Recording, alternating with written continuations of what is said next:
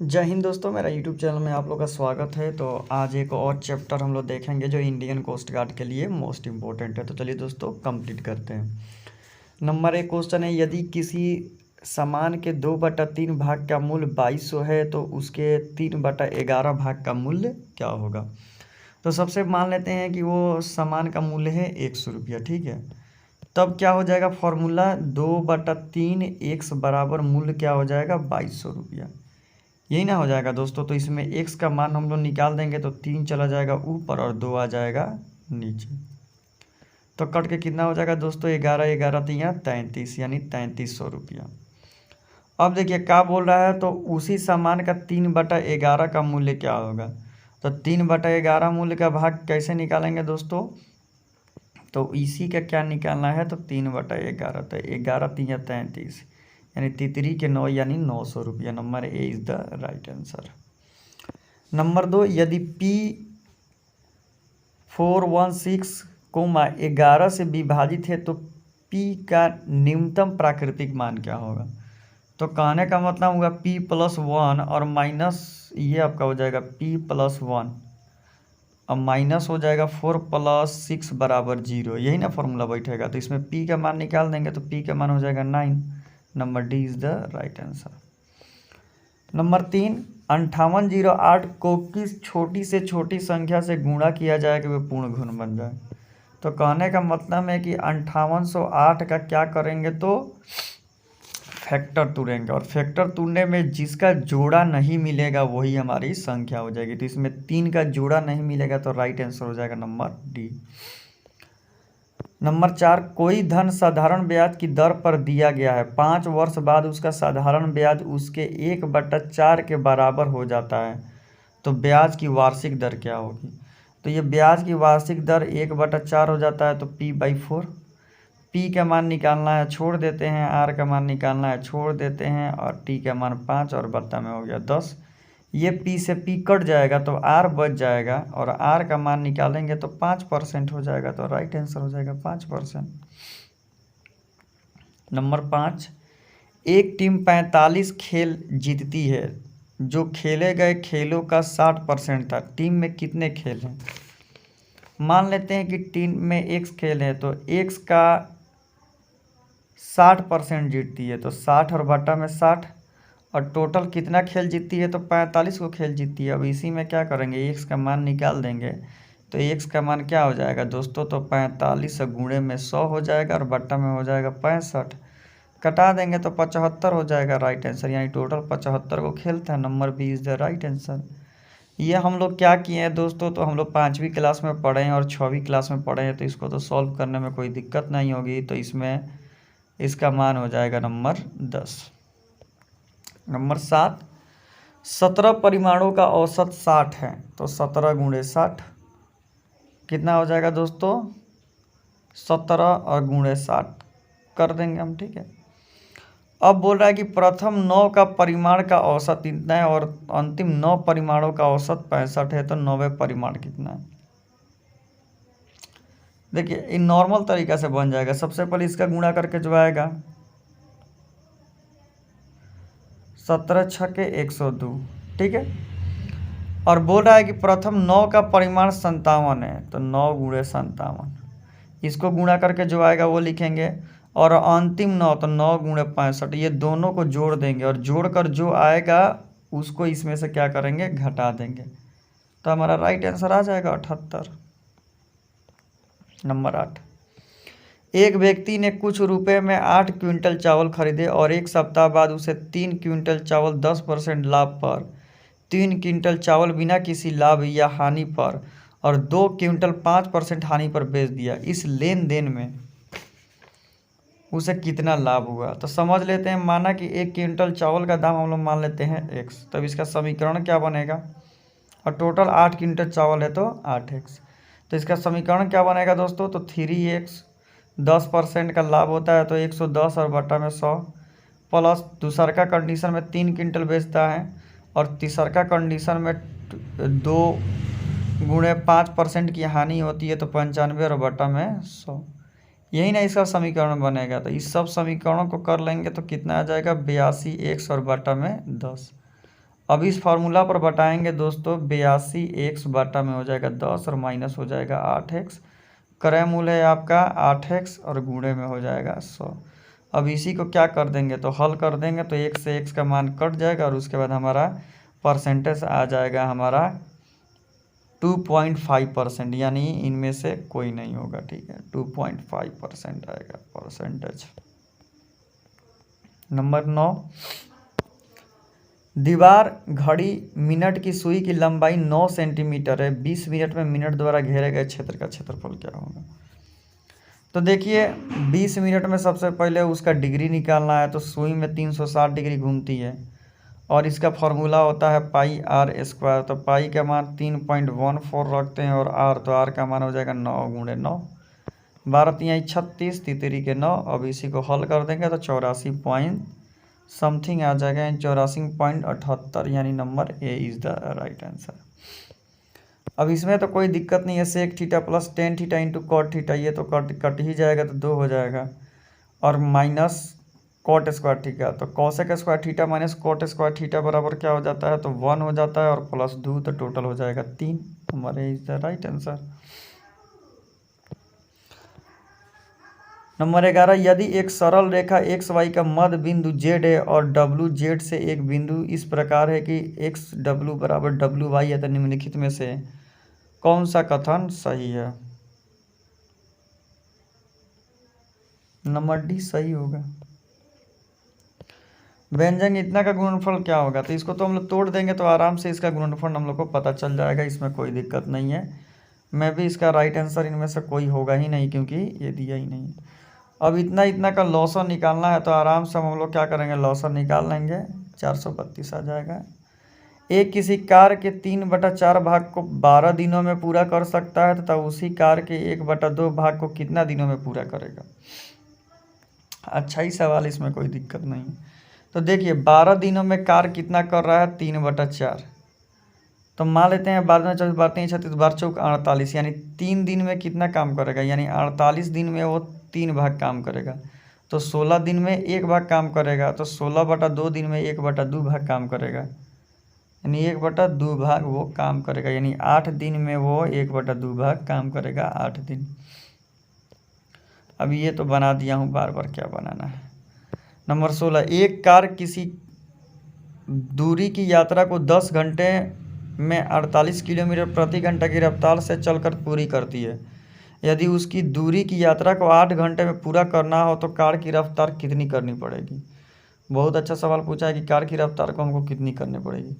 तो सबसे पहले हम मान लेते हैं उसकी दूरी निकालना है, तो दूरी इसको इससे गुणा कर देंगे तो दूरी निकल जाएगा 480। अब बोल रहा है कि इसी को 8 घंटे में पूरा करना है, तो उसकी चाल कितनी होनी चाहिए। तो चलिए सबसे पहले 8 से भाग कर दे तो 60 किलोमीटर प्रति 60 आ गया। बोल रहा है कि पुरानी चाल जो है 48 किलोमीटर है, तो इसमें से 48 को घटा देंगे तो 12, तो उसकी चाल को 12 किलोमीटर प्रति घंटा बढ़ाना पड़ेगा। नंबर 7, 2 बर्तन ए एवं बी में रखे मिश्रण एवं दूध के पानी का अनुपात 5:2 है। तो एक बार 9 में करेंगे, एक बार 8 में करेंगे, और इस मिश्रण के किस अनुपात में मिलाया जाए कि दूध और पानी का अनुपात 9:4 हो जाए। ये भी क्वेश्चन अच्छा ही पूछा है, तो दोनों में अनुपात मिला के कर लेंगे, कोई दिक्कत नहीं होगा। एक बॉक्स में 1 रुपये 50 पैसे और 25 पैसे के सिक्के की संख्या 1:4:4 के अनुपात में है। यदि उनका मूल्य 200 है तो 50 पैसों की सिक्कों की संख्या क्या होगी। देखिए नॉर्मल तरीका से हम लोग मान लेते हैं कि पहला x, दूसरा 4x और तीसरा भी 4x, क्यों, क्योंकि यहाँ पर यह अनुपात दिया है। अब इसी अनुपात में हम लोग क्या करेंगे, बनाएंगे, तो x 4x/2, 2 क्यों किया, क्योंकि ये बोल रहा है कि 50 पैसा, तो 100 पैसा में 50 पैसा 2 गो होगा, और प्लस 25 पैसा, तो 100 पैसा में 25 पैसा 4 गो होगा, तो 4 से भाग कर देंगे। अब इसी को हल कर देंगे, तो हल करने पर x का जो हमारा मान आ जाएगा वही हमारा राइट आंसर हो जाएगा 200। निम्न आंकड़ों का परिसर ज्ञात करें। तो परिसर का मतलब क्या होता है कि जो सबसे बड़ा है और सबसे छोटा को घटा देते हैं, तो सबसे बड़ा हमको 19 दिखाई दे रहा है और सबसे छोटा हम लोग को क्या दिखाई दे रहा है, तो सबसे छोटा 9 दिखाई दे रहा है। तो 19 में से 9 घटाएंगे तो 10 हो जाएगा। Number B is the right answer. अब इसका माध्य निकाले तो सबको जोड़ देंगे और जोड़ने के बाद माध्य हमारा आ जाएगा। तो जोड़ेंगे तो 60 और को संख्या है तो 6 को तो कटा के हो जाएगा 10। तो number D is the right answer. अब दोस्तों हम लोग जाते हैं सामान्य ज्ञान पर। डाल्टन का आंशिक दाब का नियम निम्नलिखित में से किस गैस के लिए लागू नहीं होता है? तो हाइड्रोजन और क्लोरीन के लिए। नंबर 22 हाउस गैस क्या है? तो हाउस गैस नाइट्रस ऑक्साइड है। सॉरी हाउस बोल रहे हैं, हास गैस यानी लाफिंग गैस। श्रृंखलन का गुण डैश में प्रबल होता है, तो किस में प्रबल होता है दोस्तों? तो नंबर बी कार्बन में। नंबर 24 छपाई में प्रयोग की जाने वाली स्याही निम्नलिखित में से किसके अपघटन से प्राप्त होती है? तो मीथेन के। नंबर 25 निम्नलिखित में से कौन सा सौरमंडल का भाग नहीं है? तो नीहारिका।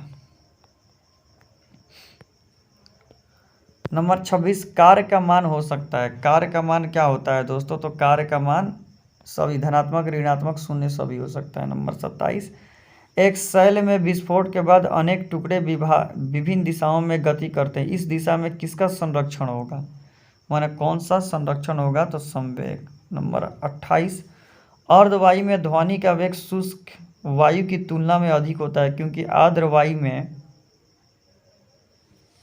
शुष्क वायु की तुलना में घनत्व तो कम होता है। Number B. नंबर 29 आवेश के मौलिक गुण के कारण वस्तुओं के बीच क्या होता है? तो विद्युत बल कार्य करता है। नंबर 30 विद्युत धारा किस उपकरण से मापी जाती है?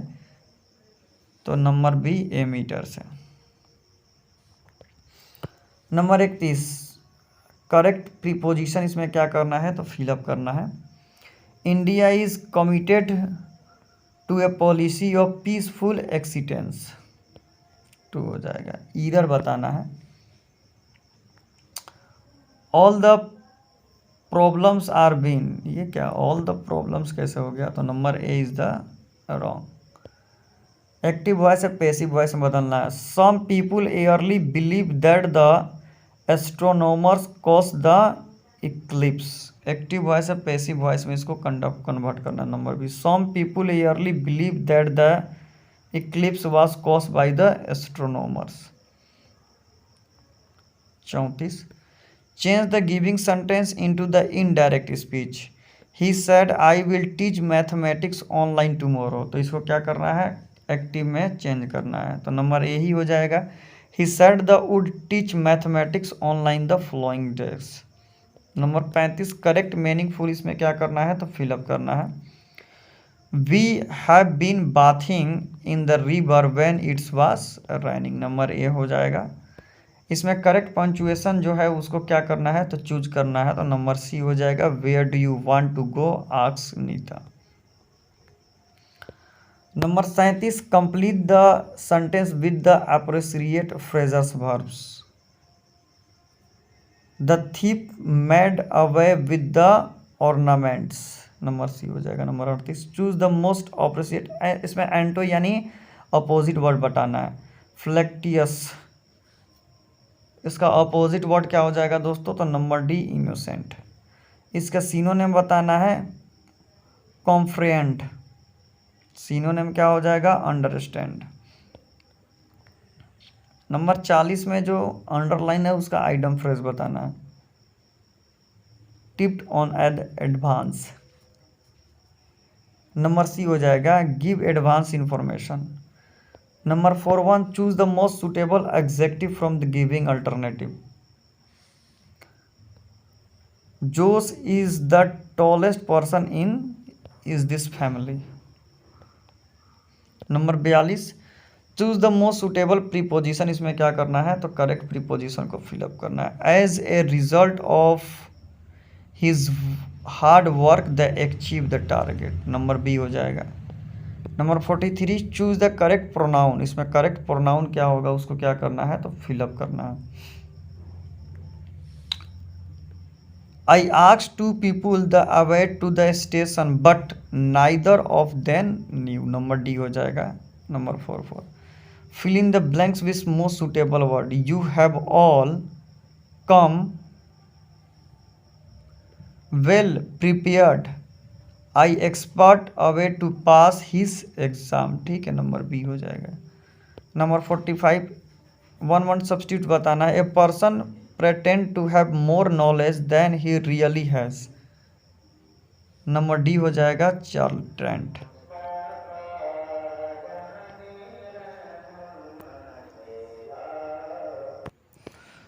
अब दोस्तों हम लोग आ जाते हैं रीजनिंग पर। जैसे बोला है कि आयत चित्र स्तंभ चार्ट बनाता है तो सुलेखन क्या करेगा दोस्तों, तो हस्तलेखन से बनाएगा। नंबर 47, निम्नलिखित में से भिन्न शब्द ज्ञात कीजिए।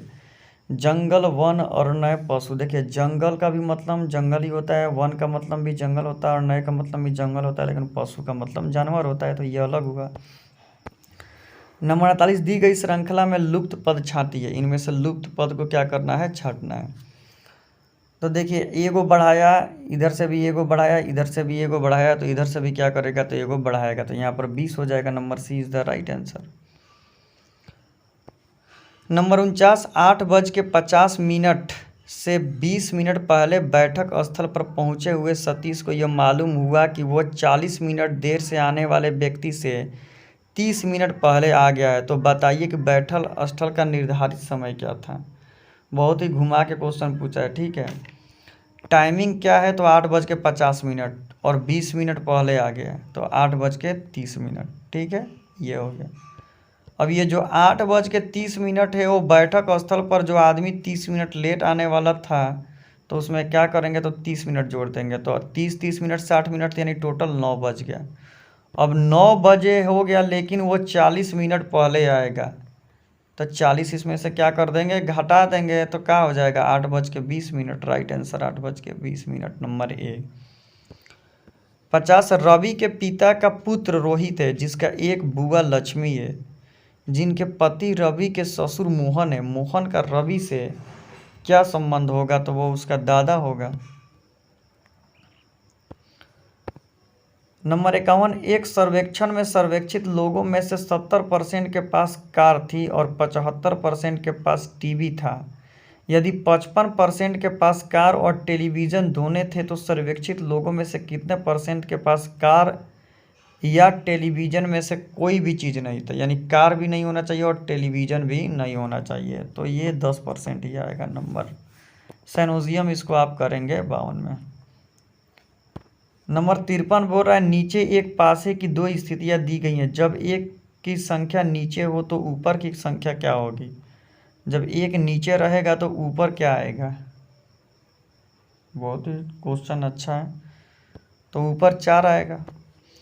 बोल रहा है कि देखिए इसमें क्या हो रहा है, तो सभी में जितने भी पाई हैं वो घटते जा रहे हैं, तो number C is the right answer. एक पाई इसमें भी घट जाएगा। अब इसको उठा के कौन सा भरेंगे, तो ये कौन सा इसको भरेंगे, तो ये क्या करेगा, तो इसको कंप्लीट कर देगा। इसको हम लोग को देखना है, ठीक है। नंबर डी हो जाएगा। सामान्य ज्ञान देख लेते हैं। नंबर 56, निम्नलिखित में से किस देश के सहयोग से राउरकेला स्टील प्लांट की स्थापना की गई थी। कौन सा देश ने सहयोग किया था, तो जर्मनी ने। नंबर 57, किस प्रकार की मृदा भारत की कुल भूमि का सर्वाधिक क्षेत्रफल ढकी, यानी भारत में सबसे ज़्यादा कौन सी मृदा पाई जाती है, तो जलोढ़ मिट्टी। नंबर 58, वर्ष 1950 से 1962 तक भारत के राष्ट्रपति कौन थे। 50 से 62 तक भारत के राष्ट्रपति कौन थे, तो डॉक्टर राजेंद्र प्रसाद। CPU का पूरा नाम क्या है, तो सेंट्रल प्रोसेसिंग यूनिट ही होता है, यानी number A is the right answer. Number 60, हाल ही में विराट कोहली ने अपना 100वां टेस्ट मैच किस देश के खिलाफ खेला था, तो नंबर सी श्रीलंका। तो दोस्तों मैंने ये आपको एक चैप्टर कंप्लीट करवा दिया। अगर इसमें से मेरे से कोई भी मिस्टेक हुआ हो तो आप लोग से रिक्वेस्ट है कि कमेंट करें, ताकि मैं इसे सुधारने की कोशिश करूँगा। तो thank you so much for watching this video. Thank you everyone.